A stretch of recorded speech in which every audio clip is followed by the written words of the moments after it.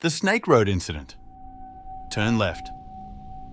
The GPS spoke with its usual unwavering certainty, a flat mechanical voice meant to reassure and guide. But what lay ahead didn't feel right at all. The so-called road was little more than a fading scar on the earth, a narrow stretch of cracked, crumbling asphalt barely visible under the encroaching roots and moss. It twisted into the dense green like a vein through the heart of something long forgotten. I hesitated, my foot hovering over the brake, glancing between the GPS and the shadowed path before me. Snake Road, the screen displayed, a name that immediately made my skin crawl. I just wanted to find the diner my friend had recommended, something cozy and warm after hours of driving through unfamiliar backroads. This clearly wasn't it. The forest around me seemed to close in as I reluctantly turned, tires crunching softly over gravel and leaves. Almost instantly, the canopy above thickened, sunlight strangled by endless layers of branches and gloom. My cell signal vanished. The GPS screen flickered, but continued issuing directions in that same sterile tone, oblivious to the mounting dread building in my gut. As I continued deeper, the road narrowed even further, flanked on both sides by gnarled trees that leaned too close like silent watchers. I looked in the rearview mirror. The main road was already gone. Lost, completely and inexplicably lost. I muttered a curse, gripped the steering wheel tighter. This wasn't the way. The deeper I went, the worse it got. The name, Snake Road, looped in my mind like a warning. It had an old, primal power to it, like something out of a myth you hear as a child and are told never to repeat. The further I drove, the more I felt like I was being pulled into something, not guided, not by accident, but deliberately lured. The GPS kept talking, unbothered, robotic. Its words felt less like help and more like orders. It was the only sound in the thick, oppressive silence that wrapped around the Jeep like a burial shroud. I rolled the window down slightly, thinking the fresh air might help. Instead, a heavy, earthy scent wafted in, wet moss, decay, something metallic. The knot in my stomach twisted tighter. My skin prickled. I could feel something watching, not with eyes, but with presence. The kind of stillness that suggests something is holding its breath, waiting. And yet, I couldn't turn back. The road behind me was too narrow, too overgrown. I hadn't passed a single driveway, a single sign of life. My pulse thudded in my ears louder than the tires on the cracked pavement. Something wasn't right. Something was very, very wrong. Then, as I rounded a tight curve, I saw it, rising like a corpse from the forest floor. A church. Its silhouette was unmistakable, though it seemed too old, too wrong to be real. Time had been unkind to it. The steeple leaned slightly as if the building itself was tired. The once white wood had turned a sallow, mold-stained grey, the paint peeling off in long curls like shedding skin.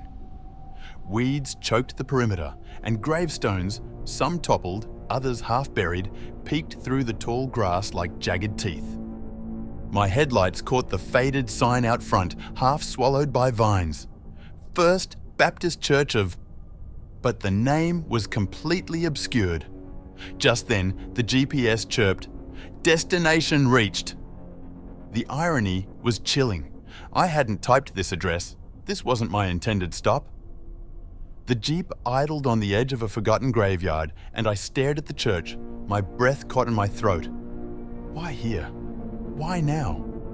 And then I saw them. Figures, slowly emerging from the mist that had begun to gather at the church's base like a creeping fog. A funeral procession. A dozen or so mourners stood solemnly on the worn path leading to the door. Each was dressed in black, heads bowed, hands clasped in front of them. But they were too still, not in grief, but in waiting. Their faces were pale, features blurred as if I was seeing them through water or memory. I couldn't look away. I knew I should turn around. I should reverse, gun it back the way I came, no matter how tight the road. But something stronger than fear took hold, curiosity, or perhaps something else. Something older, deeper, a quiet compulsion. I stepped out of the vehicle, the forest air wrapping around me like ice. The mourners made no sound, but every one of them slowly turned their head toward me as I approached. The silence was absolute, yet somehow deafening. Their eyes followed me, unblinking, but there was no sorrow in them, no tears. What I saw instead was a kind of knowing, a recognition. It was as if I had walked into a play where everyone knew their lines but me. My footsteps crunched over dead leaves and bone-dry twigs, every movement feeling too loud, too real. The church doors creaked open without anyone touching them. An invitation or a trap. My breath fogged in the air as I crossed the threshold.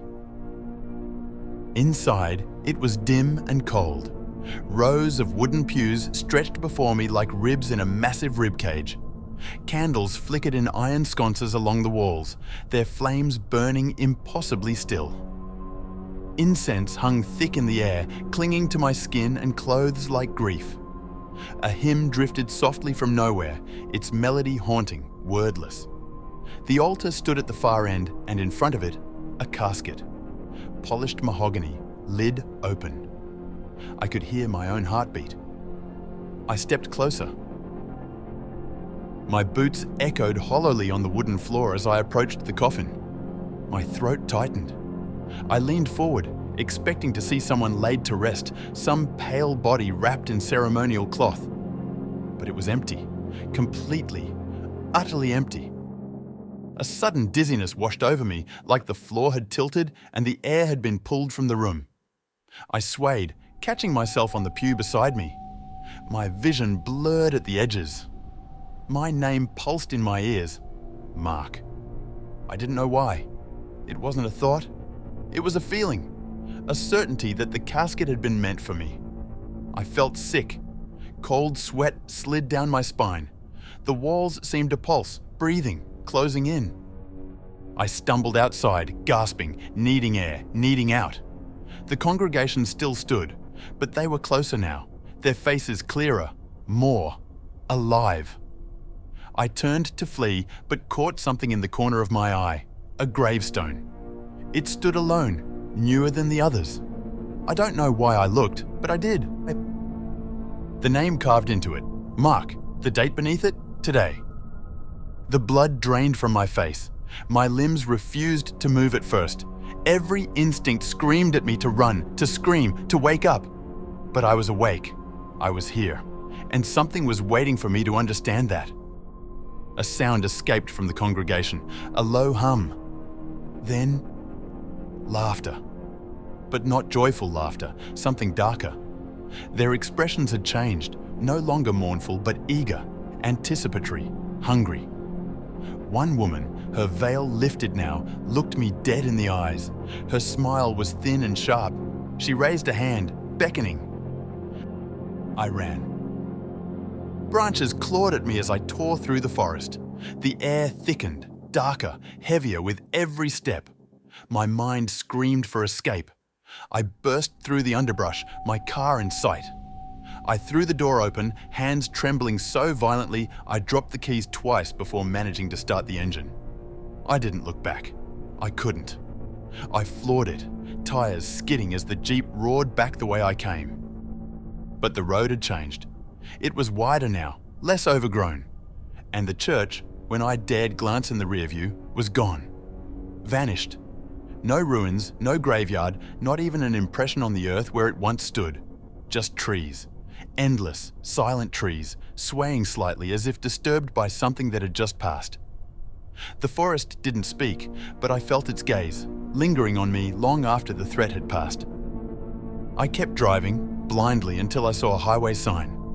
I didn't stop until I reached the town. Even then, I didn't speak of it. Who would believe me? Now, every so often, when I drive alone at night, the GPS glitches. Just for a moment.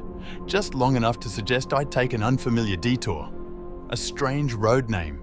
A whisper in the wind.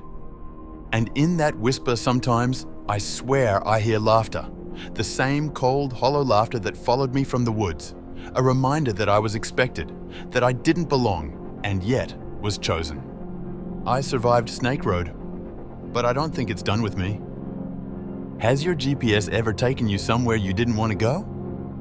Like, subscribe and share, especially if you felt something was watching you from the woods.